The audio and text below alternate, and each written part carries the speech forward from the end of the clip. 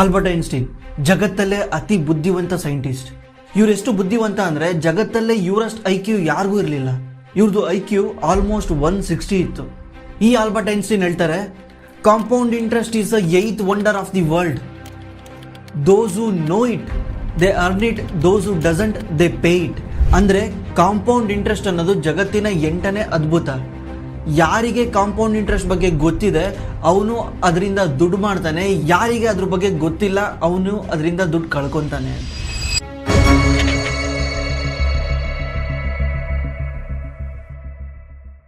Einstein is reputed to have said that compound interest is the 8th wonder of the world or something like that. ಹಾಗಿದ್ರೆ ಏನಿದು compound interest?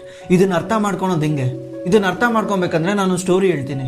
ಈ ಸ್ಟೋರಿನಲ್ಲಿ ಒಬ್ಬ ರಾಜ ಇರ್ತಾನೆ. ಆ ರಾಜನ ಆಸ್ಥಾನದಲ್ಲಿ ಒಬ್ಬ ಕವಿ ಇರ್ತಾನೆ.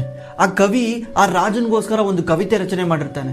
ಆ ಕವಿತೆ ಕೇಳಿ ರಾಜನಿಗೆ ಎಷ್ಟು ಖುಷಿ ಆಗುತ್ತೆ ಅಂದರೆ, ರಾಜ ಹೇಳ್ತಾನೆ, ನನಗೆ ಈ ಕವಿತೆ ಕೇಳಿ ಬಹಳ ಖುಷಿಯಾಗಿದೆ, ನಾನು ನಿನಗೆ ಏನಾದರೂ ಕೊಡಲೇಬೇಕು, ದಯವಿಟ್ಟು ಏನಾದರೂ ಕೇಳು ಅಂತ. ಅದಕ್ಕೆ ಆ ಕವಿ ಹೇಳ್ತಾನೆ, ನನಗೇನು ಬೇಡ ಸ್ವಾಮಿ, ನನಗೆ ನಿಮ್ಮ ಪ್ರೀತಿ ಇದ್ದರೆ ಸಾಕು ಅಂತ. ಮತ್ತೆ ರಾಜ ಹೇಳ್ತಾನೆ, ಇಲ್ಲ ನಾನು ಏನಾದರೂ ಕೊಡಲೇಬೇಕು, ಯಾಕಂದರೆ ಈವನ್ ನನ್ನ ರಾಣಿ ಕೂಡ ನೀನು ಬರೆದಿರೋ ಕವಿತೆ ಸಖತ್ ಇಷ್ಟ ಆಗಿದೆ, ಅವರು ಹೇಳಿದ್ದಾರೆ ಅವ್ರಿಗೆ ಏನಾದರೂ ಕೊಡಬೇಕು ಅಂತ, ದಯವಿಟ್ಟು ನೀವೇನಾದರೂ ಇಸ್ಕೊಂಡ್ಲೇಬೇಕು, ಇಲ್ಲಾಂದರೆ ನನಗೆ ಬೇಜಾರಾಗುತ್ತೆ ಅಂತ. ಅವಾಗ ಆ ಬುದ್ಧಿವಂತ ಕವಿ ಏನು ಮಾಡ್ತಾನೆ ಗೊತ್ತಾ? ರಾಜನ ಎದುರಿಗೆ ಒಂದು ಚೆಸ್ ಬೋರ್ಡ್ ಇರುತ್ತೆ. ಅವ್ರು ಹೇಳ್ತಾರೆ, ಸ್ವಾಮಿ ನನಗಿನ್ನೇನು ಬೇಡ, ನಿಮ್ಮ ಎದುರುಗಡೆ ಕಾಣ್ತಾ ಇದೆಯಲ್ಲ ಚೆಸ್ ಬೋರ್ಡು, ಇದರಲ್ಲಿ 64 ಬಾಕ್ಸ್ ಇದ್ದಾವೆ. ಪ್ರತಿ ಒಂದು ಬಾಕ್ಸಲ್ಲೂ ಮೊದಲನೇ ಬಾಕ್ಸಲ್ಲಿ 1 ಅಕ್ಕಿ ಕಾಳು ಹಾಕಿ, 2ನೇ ಬಾಕ್ಸಲ್ಲಿ 2 ಅಕ್ಕಿ ಕಾಳು ಹಾಕಿ, 3ನೇ ಬಾಕ್ಸಲ್ಲಿ 4 ಅಕ್ಕಿ ಕಾಳು ಹಾಕಿ, 5ನೇ ಬಾಕ್ಸಲ್ಲಿ 8 ಅಕ್ಕಿ ಕಾಳು ಹಾಕಿ, ಈ ಥರ ಒಂದು ಬಾಕ್ಸಿಂದ ಇನ್ನೊಂದು ಬಾಕ್ಸಿಗೆ ಡಬಲ್ ಮಾಡ್ತಾ ಬರ್ರಿ. 64ನೇ ಬಾಕ್ಸಲ್ಲಿ ಎಷ್ಟು ಅಕ್ಕಿ ಕಾಳು ಬರುತ್ತಲ್ಲ ಅಷ್ಟು ಕೊಟ್ಟರೆ ಸಾಕು ಸ್ವಾಮಿ, ನನಗಿನ್ನೇನು ಬೇಡ ಅಂತ ಕೇಳ್ತಾನೆ. ಅವಾಗ ರಾಜ ಹೇಳ್ತಾನೆ, ಇಷ್ಟೇನಾ? ಇಷ್ಟು ನಿನ್ನ ಸಣ್ಣ ಆಸೆ ಪೂರೈಸಲಿಲ್ಲದ್ರೆ ನಾನು ರಾಜನೇ ಅಲ್ಲ, ನಾನು ಡೆಫಿನೆಟ್ಲಿ ನಾನು ನಿನ್ನ ಆಸೆ ಪೂರೈಸ್ತೀನಿ ಅಂತ ಅವ್ರ ಸೈನಿಕರಿಗೆ ಕರೆದು ಅವ್ರ ಸೈನಿಕರಿಗೆ ಹೇಳ್ತಾನೆ, ಈ ಥರ 1 ಬಾಕ್ಸಲ್ಲಿ 1 ಅಕ್ಕಿ ಕಾಳು ಹಾಕಿ, ನೆಕ್ಸ್ಟ್ ಬಾಕ್ಸಲ್ಲಿ 2 ಹಾಕಿ, ಇದನ್ನು ಪೂರ್ತಿ ಮಾಡಿ 60ನೇ ಬಾಕ್ಸಲ್ಲಿ ಏನು ಬರುತ್ತೋ ಅದನ್ನು ಈ ಕವಿ ಕೊಟ್ಟು ಕಳಿಸ್ರಿ ಅಂತ ಹೇಳ್ತಾನೆ. 1-2 ದಿವಸ ಆಗುತ್ತೆ.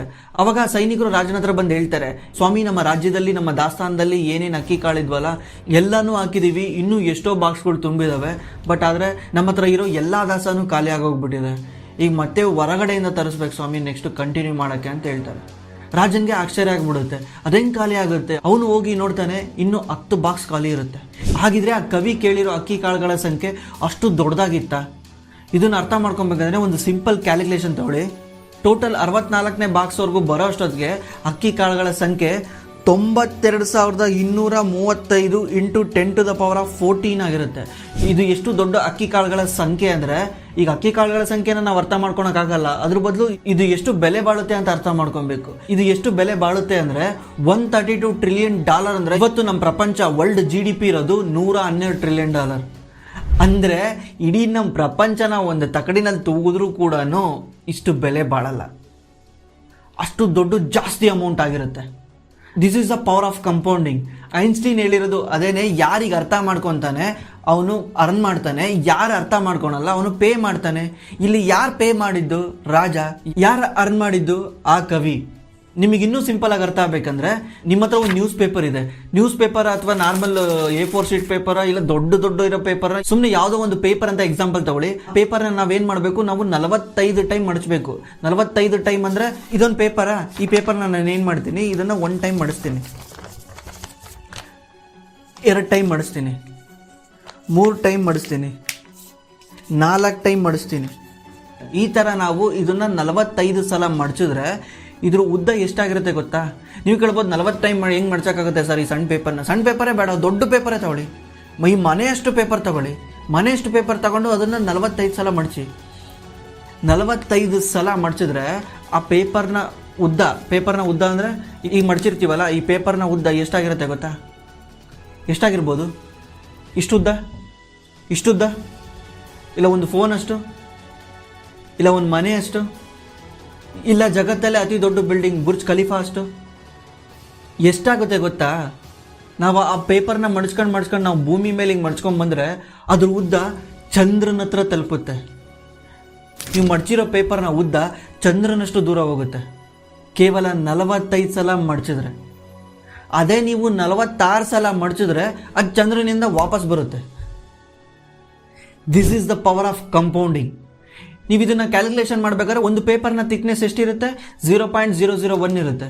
ಇದನ್ನೇನು ಮಾಡಿ ಡಬಲ್ ಮಾಡ್ತಾ ಹೋಗಿ 45 ಸಲ ಮಾಡೋ ಅಷ್ಟೊತ್ತಿಗೆ ಈ ಪೇಪರ್ನ ಥಿಕ್ನೆಸ್ಸು 3,50,000 ಕಿಲೋಮೀಟರ್ ಆಗಿರುತ್ತೆ. ಅದೇ ನೀವು 46ನೇ ಸಲ ಮಾಡೋ ಅಷ್ಟೊತ್ತಿಗೆ 7 ಲಕ್ಷ ಆಗಿರುತ್ತೆ.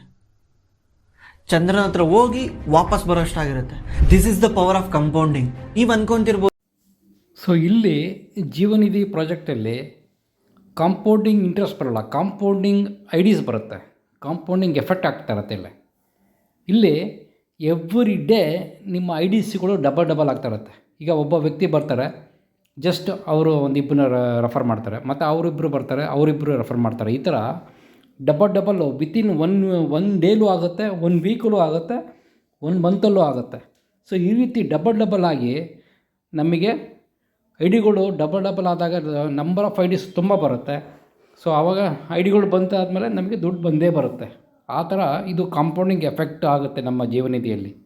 ಓಕೆ ಸ್ನೇಹಿತರೆ, ಕಾಂಪೌಂಡಿಂಗ್ ಎಫೆಕ್ಟ್ ಬಗ್ಗೆ ನಿಖರವಾಗಿ ತಿಳ್ಕೊಳ್ಳಿ.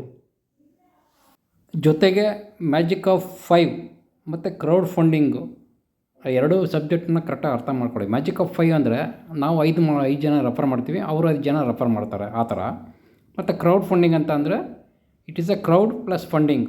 ಜನಗಳ ಒಂದು ಸಮುದಾಯದ ಮುಖಾಂತರ ಫಂಡಿಂಗ್ ಆಗುತ್ತೆ, ಅದರಿಂದ ನಮಗೆ ದುಡ್ಡು ಸಿಗುತ್ತೆ.